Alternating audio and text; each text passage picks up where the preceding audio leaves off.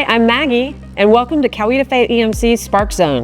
Today, we're going to learn about electromagnets with my junior scientist, Andon. Hi. So what do you know about electromagnets? Magnet. They are magnets. So first, what you're going to need for this experiment is a nail, some paper clips, Battery, and two of these things. connectors, and some copper wire. Oh, don't forget tape. By itself, this steel or galvanized nail is not magnetic. But if we wanted to turn this into a magnet, do you know what we do? We have to add copper. And then we power it. That's right, very good. So the first step is to tape your copper wire to your nail. And I'm gonna have Andon help me out with that.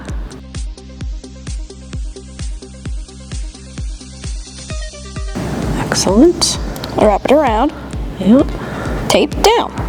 There. Now, what we want to do is coil it around. When you do that, you want to push it up sometimes so it doesn't get all separated. And while Andon's working on that, I'm going to explain how electromagnets work by creating an electromagnetic field through the force of current through a wire.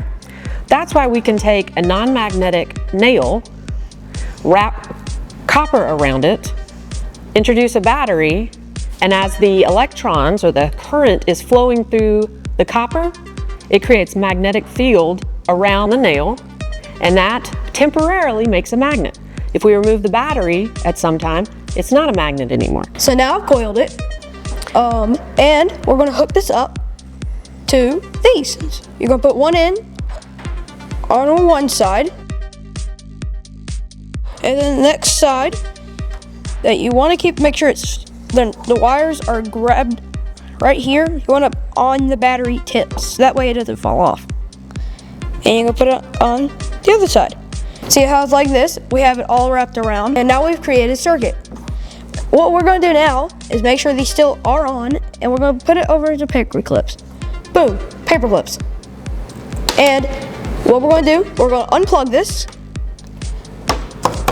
No paper clips. As we just learned from Andon, we can make something not magnetic, like a nail, magnetic by wrapping copper wire around it, attaching a battery, and making electrons or charge flow through that copper, which creates a magnetic field as long as it's attached. This is something that we learned. If you want to learn about more of it and some other experiments, like and subscribe. Bye. Have a great day, everyone.